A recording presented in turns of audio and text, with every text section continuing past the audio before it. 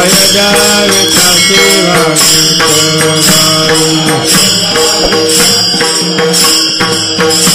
ठेविता पायी जीव थोडा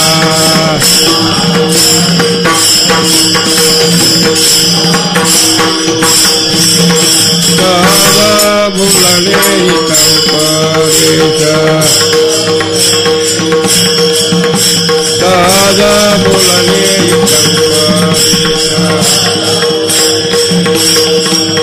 करोनी सायास शिकविते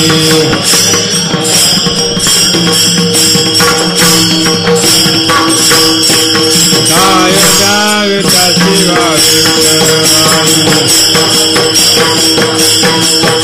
काय द्यावे त्याची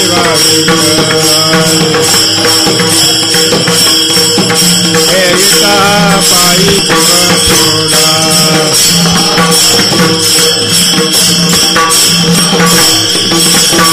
तुका म्हणे वत्स घेऊन येते चित्ते तुका म्हणे वत्स घेऊन येते चित्ते कैसे मज येती सांभाळीत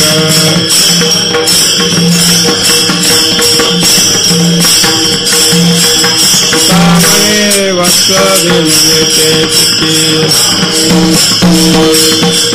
तुका म्हणे वत्स घेऊन येते चित्ते कैसे मज येती सांभाळीत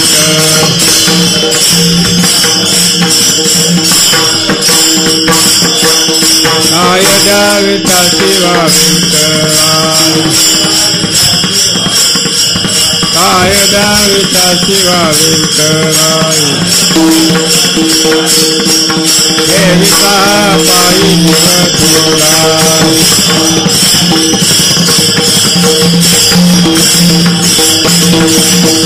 बार कुमारी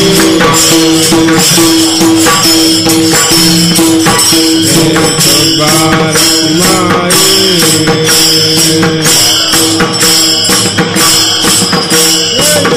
बाल कुमारी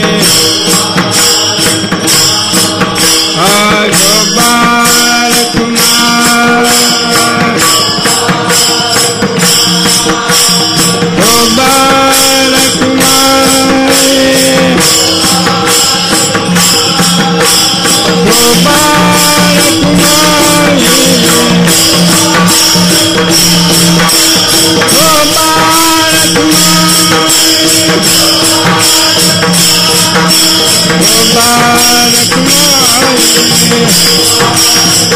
बाल कुमारी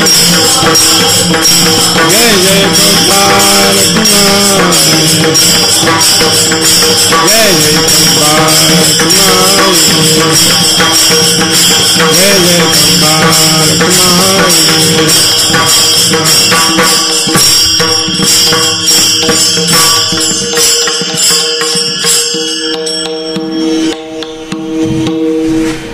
संतांचे उपकार काय सांगू आता संतांचे उपकार काय सांगू आता संतांचे उपकार काय सांगू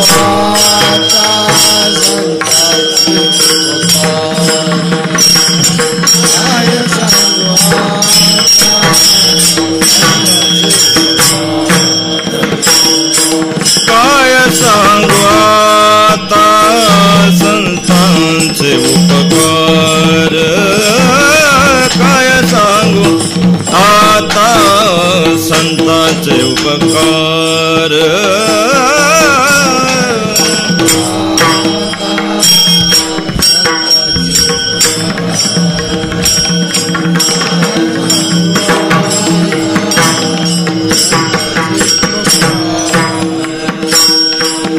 मज निरंतर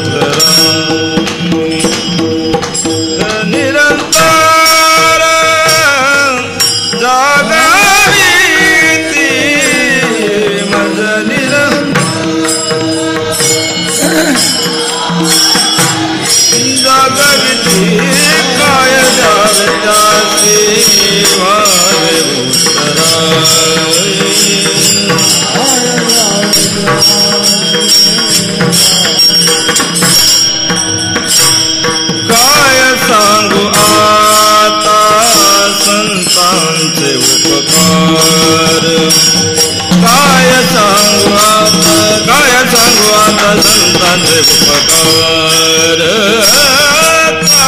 सांगू आता संतांचे उपकार काय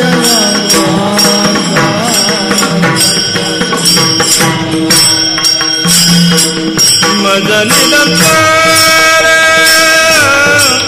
जागविती मज निरंतर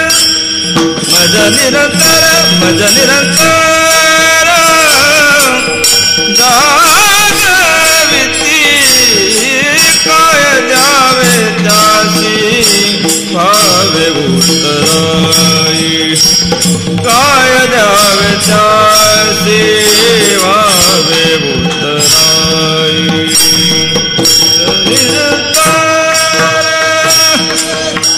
जागविती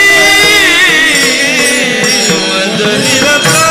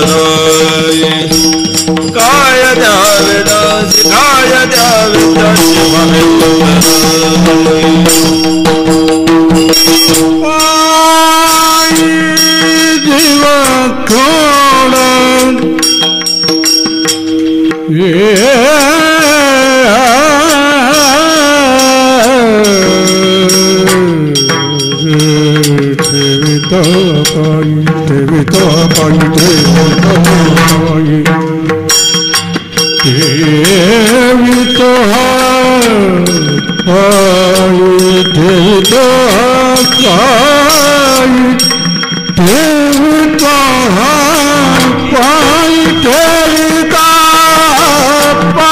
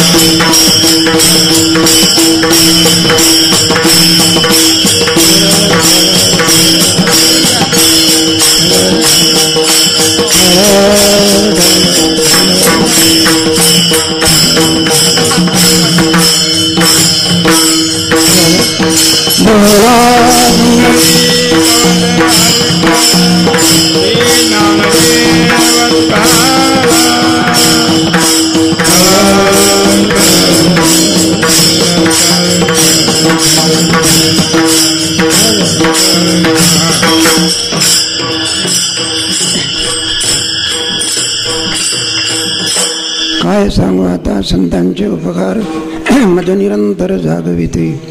काय द्यावे त्यासी वावे उतराई ठेविता पायी जीव थोडा सहज बोलणे तोपदेश करुणी सायास शिकविती फुकामणे वत्स धेनुवेचे चित्ती तैसे मजवेती सांभाळीत विठ्ठल विठ्ठल.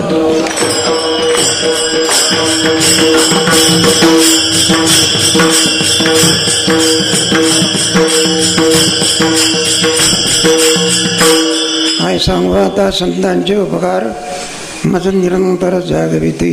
तेव्हा प्रस्तुत आपलं जे कीर्तन आहे आमचे हरिभक्तपरायण ज्येष्ठ गुरुबंधू विठ्ठल महाराज भले यांच्या प्रित्यर्थ हा सप्ताचं योजन आहे. तेव्हा जगद्गुरु तुकोबार आहे त्यांच्यावरचे जे काही उपकार झालेले आहेत त्या उपकाराचं स्मरण करतात, त्याला कृतज्ञ असं म्हणतात. तेव्हा उपकाराचं स्मरण करणं हे अवश्य आहे. तेव्हा आणि आमचे ज्येष्ठ गुरुबंधू बरं का, आमच्यापेक्षा ते मोठे होते आणि संस्थेमध्ये आमच्या अगोदर त्यांचं शिक्षण झालेलं होतं बरं का. तेव्हा आम्ही त्यांच्या मागावून आलेलो होतो. त्यांनी गुरुजीच्या मुखातून बरंचसं श्रवण केलेलं होतं. पंचदशी, विचारसागर, ज्ञानेश्वरी, अमृतानुभव वगैरे. आणि हे अध्ययन झाल्यानंतरही सुद्धा त्यांच्या अध्ययनाचा परिपाठ सारखा चालू असायचा. त्यांचा नित्यनियम काही विचारूच नका. कधी नित्यनियम आणि विठ्ठल बाबाचा कधी चुकला आहे मी कधी पाहिलं नाही. विठ्ठल आणि विठ्ठल बाबाचा कधी चुकला आहे मी कधी पाहिलं नाही. विठ्ठल विठ्ठल.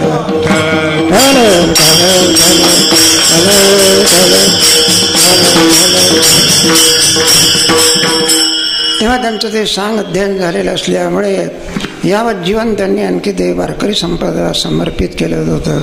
एवढंच नव्हे तर आणि वारकरी शिक्षण संस्था आहे त्याच्यामधले ते एक मोठं अंग होते बघा बरं का. तेव्हा आणि आमचे ज्येष्ठ गुरुबंधू असल्यामुळे आणि आम्ही कनिष्ठ जे गुरुबंधू सगळ्यामध्ये भावापेक्षाही नातं गुरुबंधूचं अधिक आहे बघा. तुम्ही माना अथवा नका मारा, गुरुबंधूचं नातं हे सगळ्यात श्रेष्ठ आहे. तसे आमचे ते ज्येष्ठ गुरुबंधू होते. तेव्हा त्यांचे आमच्यावरती अनंत उपकार आहेत. तेव्हा आमचा त्यांचा बराचसा सहवास झाला. 1956 पासून तो आत्तापर्यंत त्यांचा सहवास असायचा. बरेचसे गुण आम्हाला त्यांच्यापासून मिळाले बा. तेव्हा त्यांच्या उपकाराचं स्मरण करणं हे आमचं कर्तव्य आहे. काय सांगू आता संतांचे उपकार, काय सांगू आता संतांचे उपकार.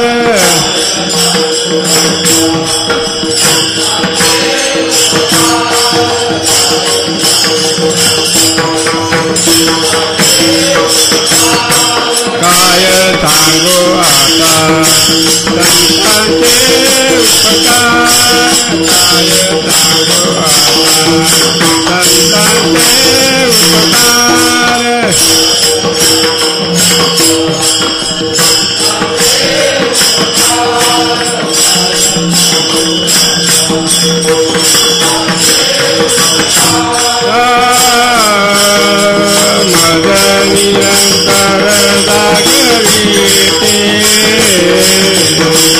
मदनिरंतर जागविते काय द्यावे भावे उतराई. काय द्यावे भावे काय सांगू आता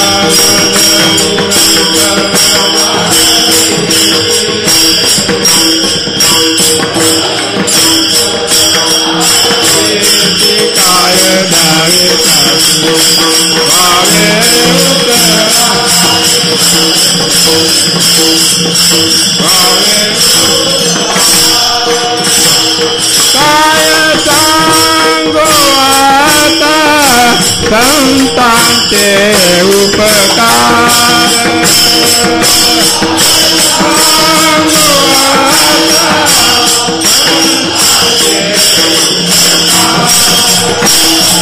काय सांगू आता संतांचे उपकार.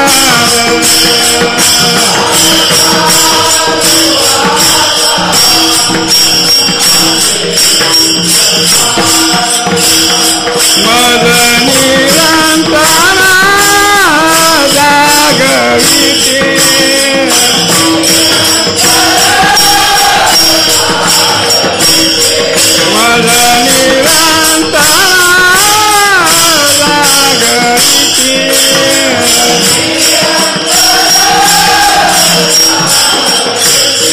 काय द्यावे त्याची व्हावे उतराई काय द्यावे त्याची व्हावे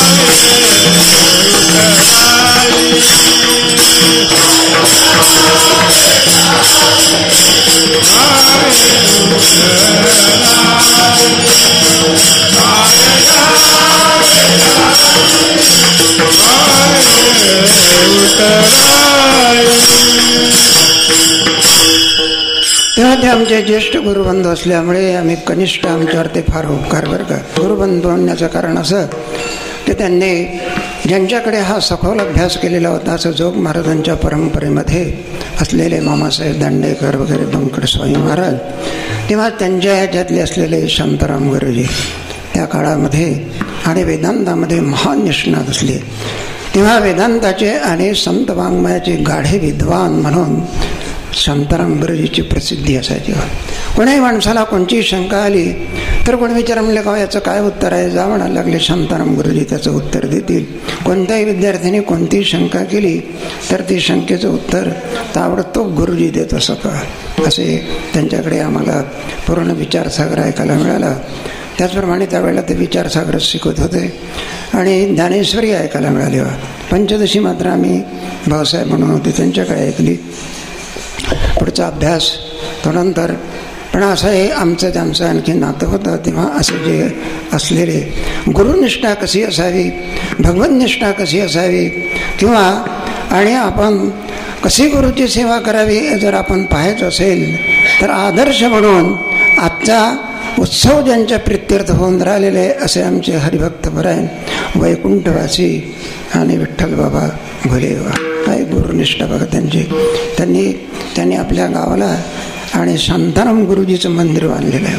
इतकी त्यांची त्यांच्या अंतःकरणामध्ये निष्ठा. तेव्हा आम्ही एक पाहिलं तेव्हा त्यांचा प्रयाणकालसुद्धा आपण बघायला लागलो तर ज्या गुरुजीच्या खोलीमध्ये त्यांचं आणखी प्रयाण झालं त्याच गुरुजीच्या खोलीमध्ये विठ्ठल बाबाचं सुद्धा आणि प्रयाण झालं. इतकी गुरुनिष्ठा त्यांची होती बरं का. सदैव आणखी गुरुजीच्या बाबतीमध्ये त्यांचं हे असायचा. तेव्हा आणि असे हे सर्वोपकारी उपकार करणारे विद्यार्थ्यावरती त्याने जवळजवळ ते 1900 काहीतरी ह्याच्यापासून 50 संस्थेमध्ये शिक्षक झाले. तो तहत आत्तापर्यंत ते शिक्षक होते. गेल्या वर्षीच फक्त त्यांनी शिकवलं नाही, नाहीतर पाठमध्ये कधी पाडायचं नाही. ते म्हणायचे विद्यार्थ्याचं नुकसान करायचं का आपण. पाठ न शिकवणं म्हणजे विद्यार्थ्याचं नुकसान. त्यांना आवडत नसे. विठ्ठल विठ्ठल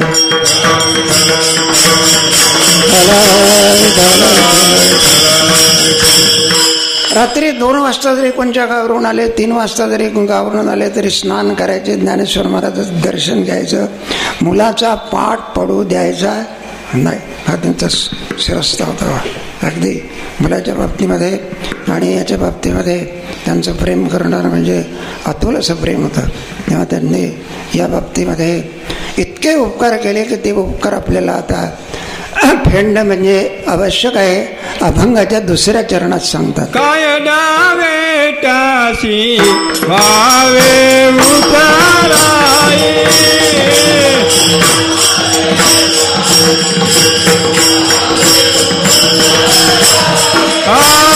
काय द्यावे त्यासी व्हावे उतराई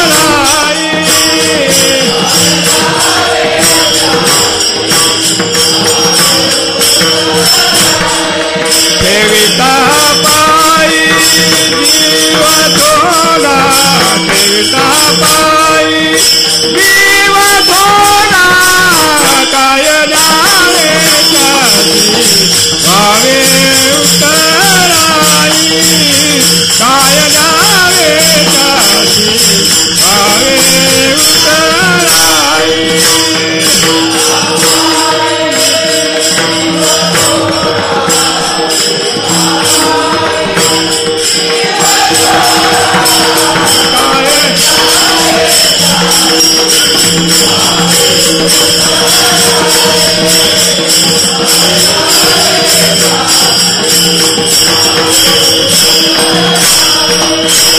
काय द्यावे त्याची व्हावे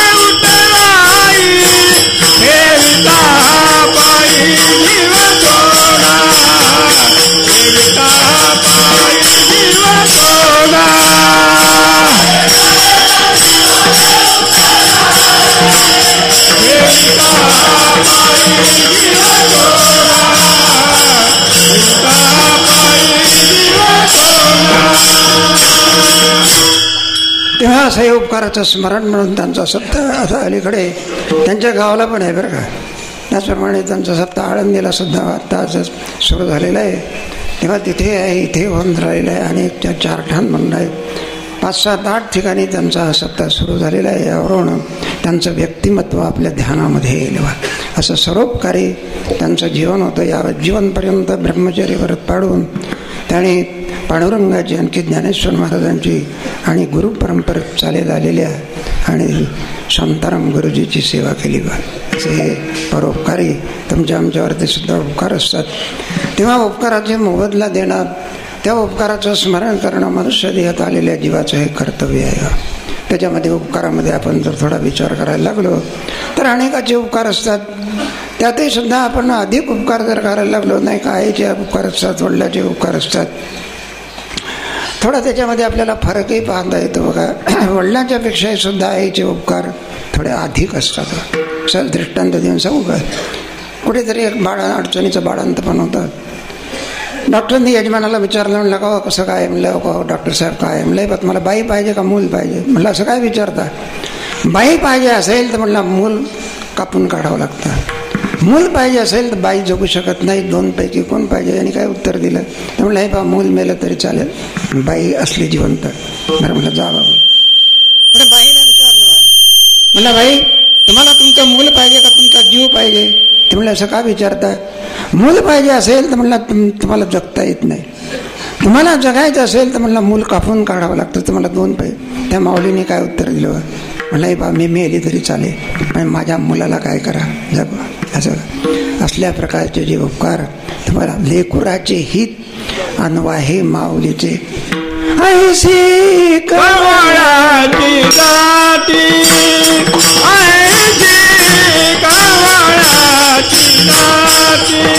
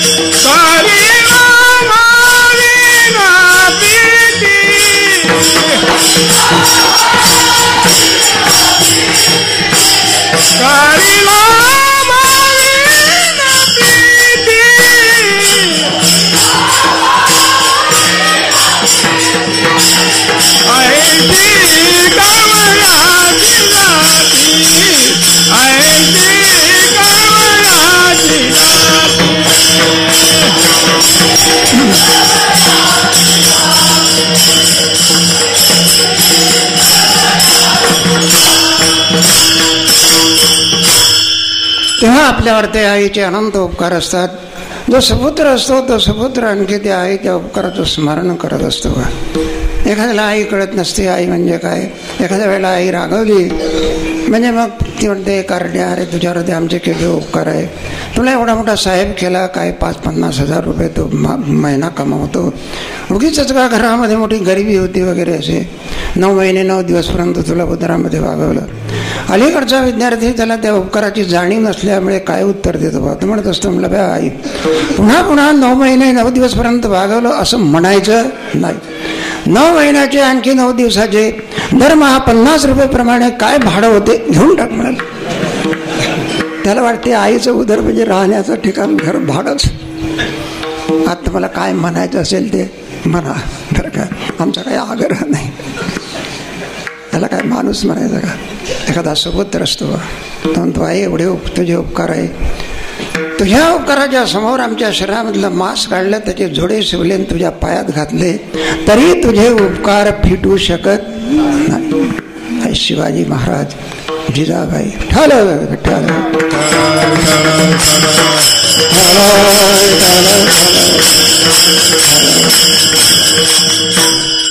आपला जाऊ दे, आपला काही तो विचार नाही. शिवाजी महाराज म्हणतात आई तुझ्या एका शब्दाकरता शिवाजी प्राण देईल. हे त्यांचा इतिहास वाचावा जाऊ द्या. तेव्हा इथे उपकार करणारा तरी आपल्याला दिसत असतो. एखादा सुपुत्र आई वडिलांचे उपकार मानत असतो. पण असे काही उपकार आहे बघा, उपकार अनंत आहे पण उपकार करणारा दिसत नाही. कुणाचे उपकार हो, देवी दिला देह भजना. दिला म्हटल्यानंतर आपल्या प्रयत्नाने मिळाला का आपल्याला कोणीतरी दिला दिला असं. देवी दिला, दिली इंद्रिय, दिली म्हणजे कोणीतरी आपल्याला. आता त्याचा कसा उपयोग करावा हे तुमच्या हातात आहे. एखाद्या माणसाला दया आली आणि तुम्हाला परीस दिला, मग परीसाचा कसा उपयोग करावा हे तुमच्या हातात आहे. दोन्ही तऱ्हेने उपयोग होत असतो त्याचा. लोखंडाला लावलं त्याचं सोनं होते, राग आला आणि एखाद्यावर मारला तर जीव घ्यायलाही कारण होतो. म्हणून या शरीराचा कसा उपयोग करावा, म्हणून ज्या परमेश्वराने आपल्याला हे शरीर दिलेलं आहे बरं का, त्याचे आपल्यावरती आनंद उपकार आहे. किती उपकार आहे. म्हणून तुकोबाराने सुद्धा त्याचं वर्णन केलेलं आहे. तात्पर्य असे देवाचे सुद्धा आपल्यावरती अनंत उपकार आहेत. आपल्याला हा द्यायला दिला नसता पर सांग सामुग्री दिलेली आहे. कोणी म्हणत असतात म्हणले वा काय आम्हाला देवाने गरीब केलं, अमकं केलं तमकं केलं. हे नाही, अरे हे असं हे काही इतके बघा देवाचे उपकार न मानण्याचे चिन्ह नाही. विठ्ठल विठ्ठल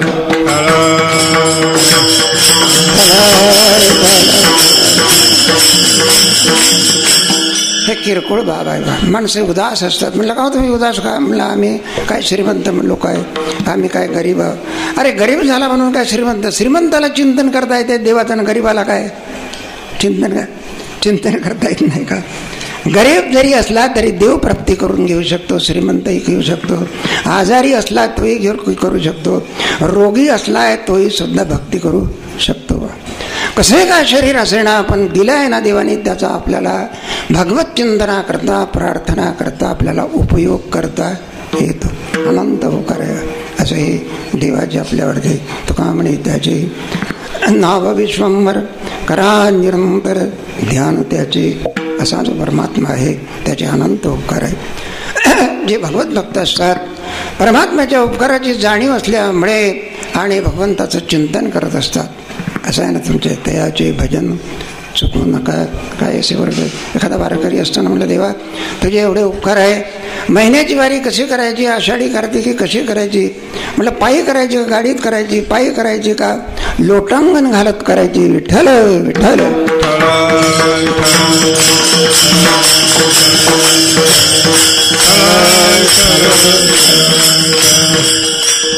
असा देवाचे उपकार मानले पाहिजे.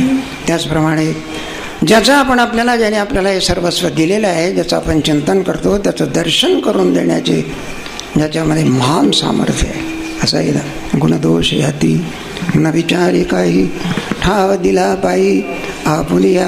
कोणी का असे ना संसर्गामध्ये आलेल्या माणसालाही सुद्धा आणि त्याची जाणीव करून देणं, त्याचा उद्धार करून देणं. असं आहे ना, परीस त्याच्या संसर्गात कसे का असे ना ते आल्यानंतर सोनं करणं ज्याचं कर्तव्य असतं. त्याप्रमाणे ज्यांच्या आणखी संसर्गात आल्यानंतर, संबंधामध्ये संगतीत आल्यानंतर आणि उपकार करणं हेच ज्यांचं ब्रीद आहे. संतांचं ब्रीद जर कोणतं असेल तर उपकार करणे. येथे उपकारासाठी आले घरजा वैकुंठी, केवळ उपकार करण्याकरता. देवही सुद्धा उपकार करत असतो, पण देवाच्या पेक्षाही संतांचे उपकार अधिक असतात. असा ज्यांचा उपकार आहे का, देवाचा उपकार करणारे संत किती उपकार आहे. आमच्या तुकोबारांना विचारलं, म्हणलं तुकोबारा आहे उपकार किती आहे, तर सांगता येत नाही. समुद्रामध्ये पाणी किती आहे सांगता येत नाही. सांगता येतं का नाही का. आमच्या घरी म्हणलं राजन आहे आणि तेवढं समुद्रात पाणी, काय कराय का. सूर्याच्या ठिकाणी किती प्रकाश आहे, म्हणलं आमच्या घरी दिवा आहे तेवढा प्रकाश आहे. कुठे तुझा दिवा आणि कुठे प्रकाश. त्याचा एक किरण जरी पूर्व दिशेला जर उगवला तर तिन्ही ब्रह्मांड लोकांमधला अंधकार घालवण्याची शक्ती कोणात आहे, सूर्यात आहे. असं आहे ना.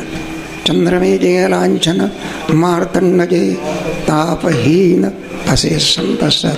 म्हणून कोणतीच उपमा त्यांना देता येत नाही. मग आता किती उपकार आहे तुकोबारा म्हणतात ते काय सांग, बरं का, सांगता येत नाही. केले उपकार सांगू का, माप न करी ऐसी.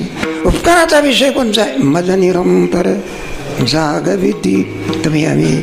आणि याच्यात पडलेला जीव आहे नाही का, तापाने पोळणारा, शोकामध्ये लोळणारा, नाना प्रकारच्या दुःखाने व्याप्त असलेला असा जो जीव, अंधारामध्ये असलेला जीव, त्याला अंधारातून काढतात आणि प्रकाशात तमसोमा ज्योतिर्गमय असतोमा सद्गमय मृत्योर्मा अमृतम गमय.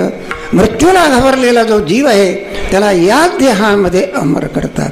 याला म्हणायचं मज निरंतर. काय द्यावे त्याची व्हावे उतराई, ठेविता पायी जीव थोडा. आणखी पुन्हा काय करतात, जागवतात. आणखी पुन्हा काय करतात, त्याचं उत्तर सर त्याला आणि त्या स्थितीवरती आणण्याकरता, निर्भय करण्याकरता, बरं का, त्याला उपदेश करतात. एवढ्यावर एक काम भागत नाही, त्याला शिकवतात. भंगाच्या 3ऱ्या चरणात सांगा. सजा बोलाने हिता उपदेश, सजा बोलाने हिता उपदेश, करोनी दाया सजी करीती, करोनी दाया सजी करीती.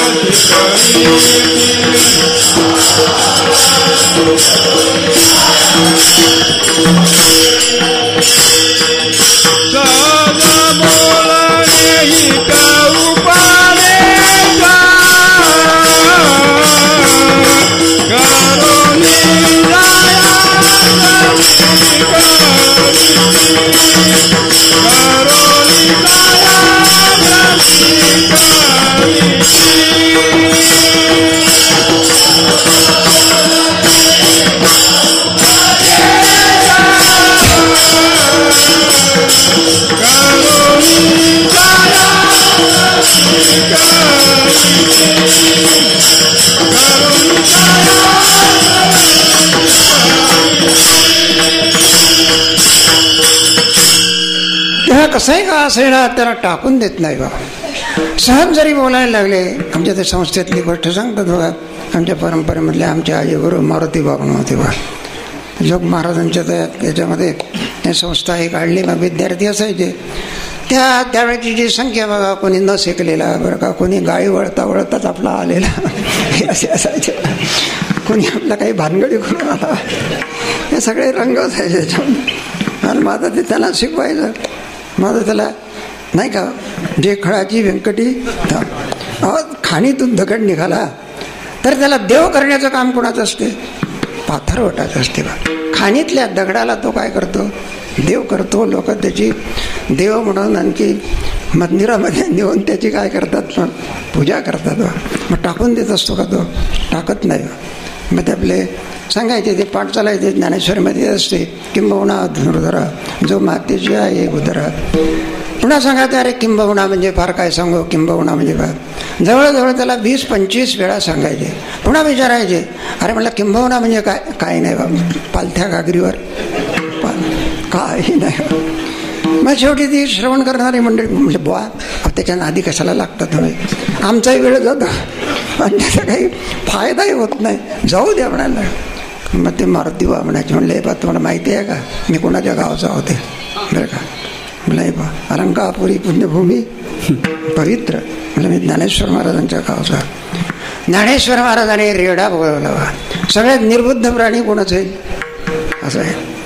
असं आहे ना, इथं आम्ही आज काही का असे ना ती गाडी असायची, ती गाढवं बिडवं अशी आडवी बाजू, पण थोड्या वेळी ना काय होईना हारणं बाजूला जायचं. आम्ही मनामध्ये म्हटलं काही का असे ना गाढवं बाजूला जरी जातात आणि त्याच्याऐवजी रेडा असतात तर गाडीच बाजूला जाऊन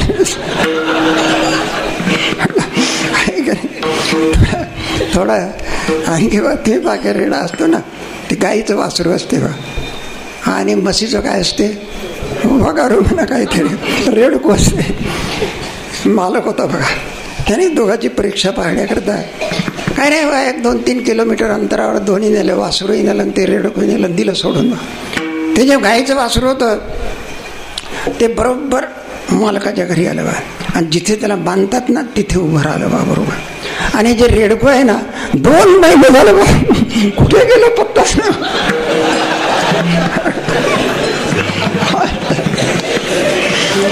निर्बुद्ध प्राणी म्हणजे अरे म्हणलं निर्बुद्ध प्राण्याला ज्ञानोबरायने आणखी त्याच्या मुखातून वेद नव्हे बघा कोणती रुचा बोलवायची. ज्ञानदेव म्हणे बोल रे मग मला म्हणले आहे का रे निर्बुद्ध प्राणी जर रेडा बोलवला तर म्हणलं मी ज्ञानेश्वर महाराजांच्या गावचा आहो बरं का. मग माणूस बोलवणं मला काय कठीण आहे. विठ्ठल विठ्ठल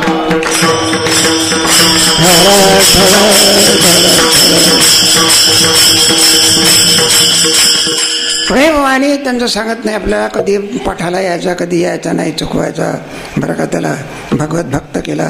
नवे पुढे त्यांनी कीर्तनाची मालिका काढली बा. करुणी सायास शिकवी, टाकून देत नाही. सहज बोलणे हितोपदेश करुणी सायास शिकविती.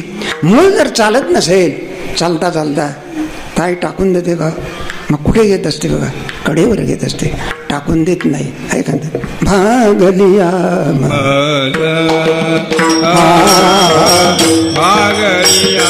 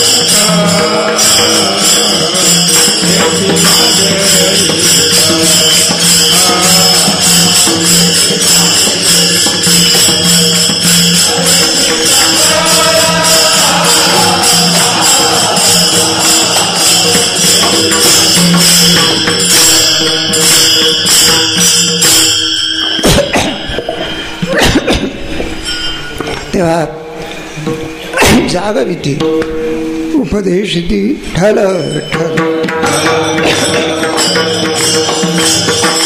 ठल ठल ठल जागविती पुढे उपदेशिती करुणी सायास शिकविती. पुढे काय करतात? सांभाळत आता. पण सांभाळण्याच्या बाबतीमध्ये तुकोबरायने आई मुलाचा दृष्टांत न देताना गाई वासराचा दृष्टांत. तुका म्हणे वत्स धेनुवे जे चित्ती तैसे मज येती सांभाळिले सांभाळिले सांभाळिले असं सांभाळ. काय द्यावे त्यासी व्हावे उतराई ठेविता हा पायी जीव थोडा विठोबा.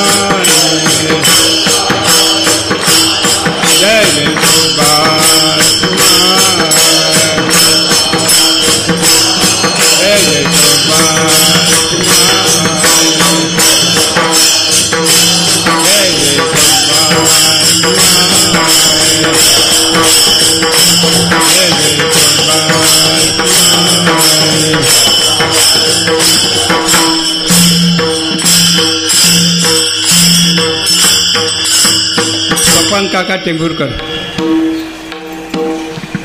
काय सांगो आता संताचे उपकार, काय सांगो आता संताचे उपकार, काय सांगो आता संतांचे उपकार, काय सांगो आता संतांचे उपकार, काय सांगो आता संताचे उपकार, काय सांगो आता संताचे उपकार, काय सांगो आता संतांचे उपकार, काय सांगो आता संतांचे उपकार.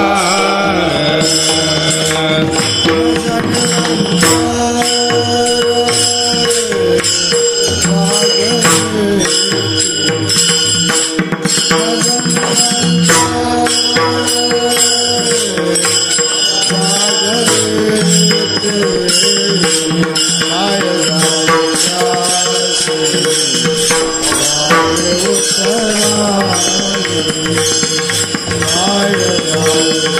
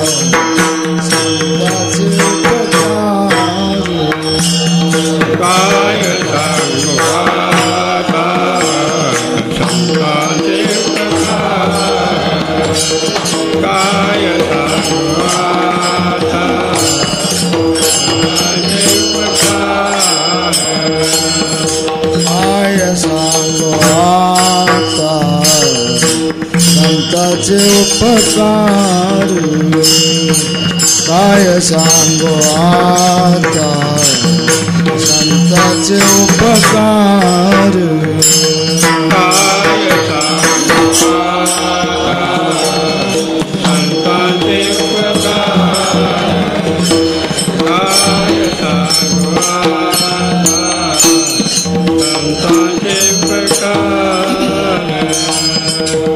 माझा निरंतर जागवे ते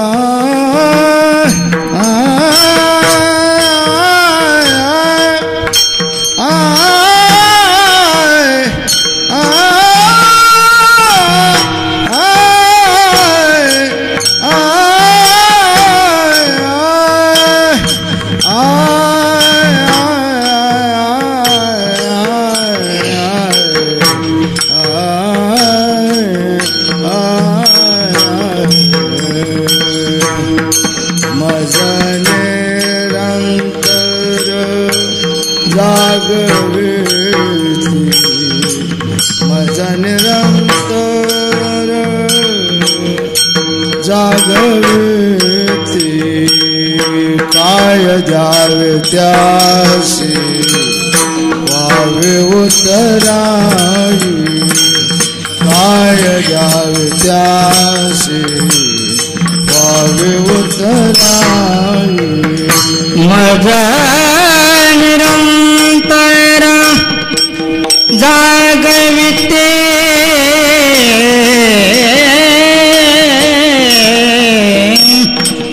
माझा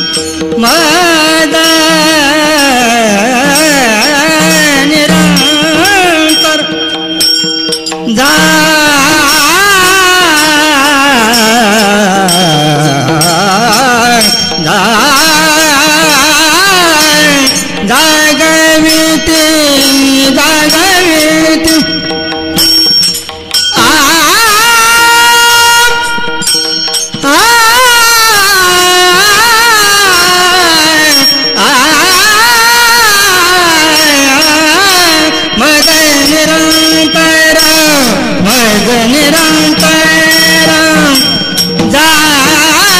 जागविते मज निरंतर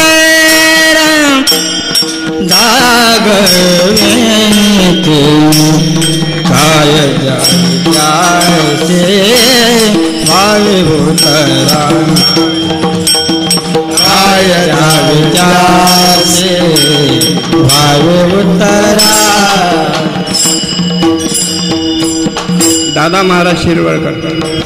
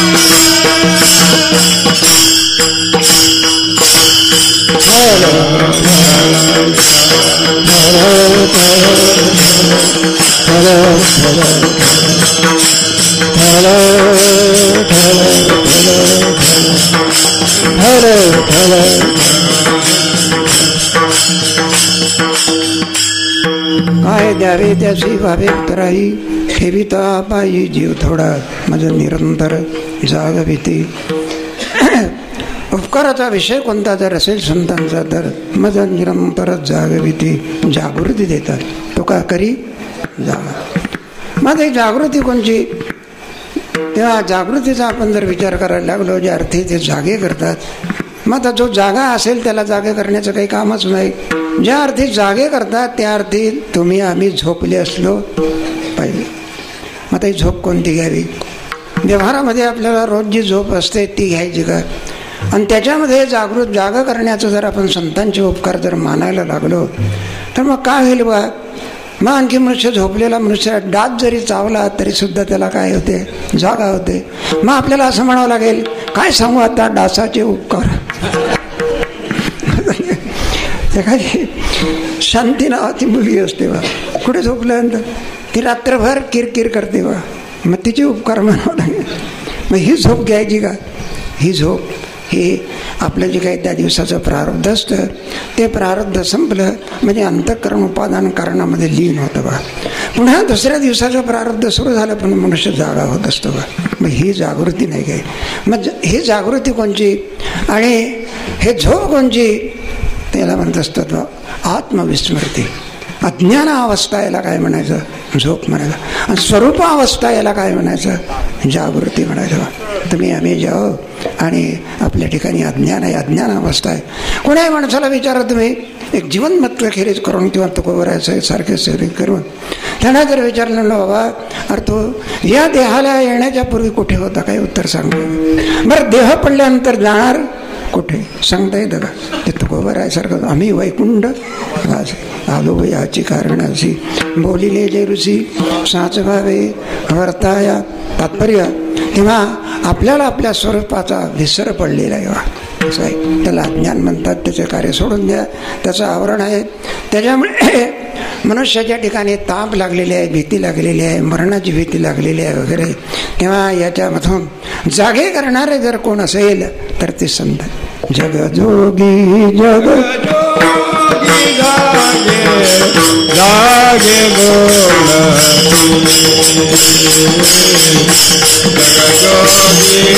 जागे बोलती.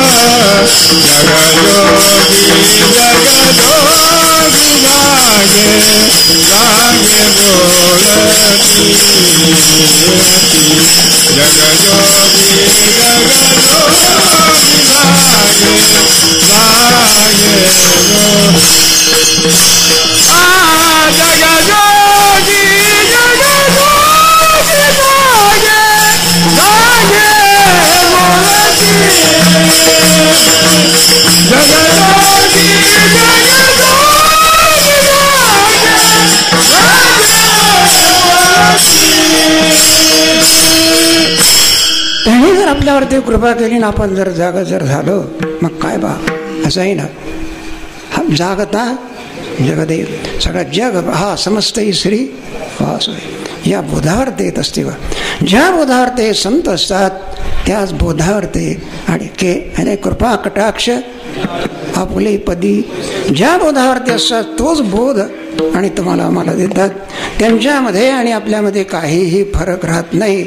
नदी समुद्राला मिळाली म्हणजे ती समुद्र, तरी सुद्धा आपल्यावरती आणखी त्यांनी एवढे उपकार केले असले, आपण जरी आणखी त्याच्याबरोबर, तरी सुद्धा त्यांचे उपकार स्मरण केल्याशिवाय राहू नाही. यावत जन्मपर्यंत त्रयम वेद्य असं आहे. गुरु, संत आणि वेद याचे उपकार आणखी माणसाने मानलेच पाहिजे. अशा बोधावर ते आणखी आमचे गुरुजी होते बरं का.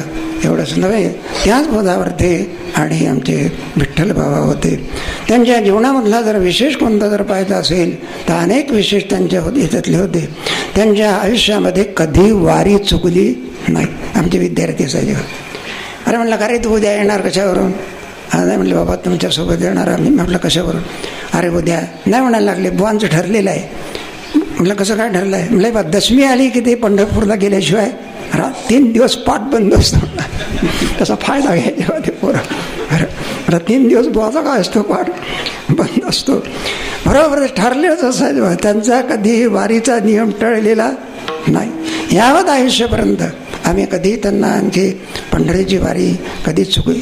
एकच वारी थोडी हे झाली होती बा, त्यांनी इतकी तळमळ झाली होती. त्या सह्याद्री हॉस्पिटलमध्ये होते बा ते, आणि वारीच्या वेळेलाच ते ॲडमिट केलेले होते. हे मोठ्या माणसाची लक्षणं असतात बघा. तेव्हा त्यांची तळमळ बघा. ते म्हणले माझी वारी चुकली. काय दवाखान्यात ते काय आमचे पांडुरंग वैद्य होते बघा. एक सहज ते देवाला प्रस्थान होतं बघा. हां आजारी पडले बघा. त्याचं प्रस्थानला काही जाऊ शकणार नाही. आमचे ते आदिनाथ बुवा फपाळ आमच्याजवळ खोली होती त्यांची. आम्ही गेलो, त्यांची तळमळ चाललेली. मग आम्ही ते आदिनाथ बुवा माझ्यापेक्षा जास्त समजा. म्हणजे बुवा अहो तुम्ही किती वर्ष झाले नाही का, 50-55 वर्षापर्यंत कधीही तुमचं देवचं प्रस्थान चुकलेलं नाही. आता आजारी आहे, तुम्ही जाऊ शकत नाही. एक चुकलं तर काय बिघडलं? पण जी तळमळ वा, इतकी तळमळ. एकच जरी इतकं करूनही सुद्धा एक प्रस्थान चुकायला लागलं तरी त्यांच्या मासुळीसारखे तळमळाची बा. आणि त्यांचं नाव घेऊन ते जाऊ शकले नाही. ते नारळ आणला तिथून देहूवरून. ते नारळ घेतलं, त्या नारळाला नमस्कार केला, त्यांच्या डोळ्यात पाणी आलं. असा निष्ठावंत भाव भक्ताचा स्वधर निर्धार हे वर्म, असे निष्ठावंत भाव आपल्याला जर पाहायला मिळत असेल तर ते आमचे ज्येष्ठ गुरुबंधू आणि विठ्ठल बाबा त्यांची अशी सर्वांना ते आपले वाटायचे. भास्कर महाराज असो, शिरवळकर महाराज असो, टेंभुकर महाराज असो, त्यांचं नातं कोणाशी नव्हतं. आळंदीमध्ये पंढरपूरमध्ये असं सांगता येत नाही. विठ्ठल विठ्ठल.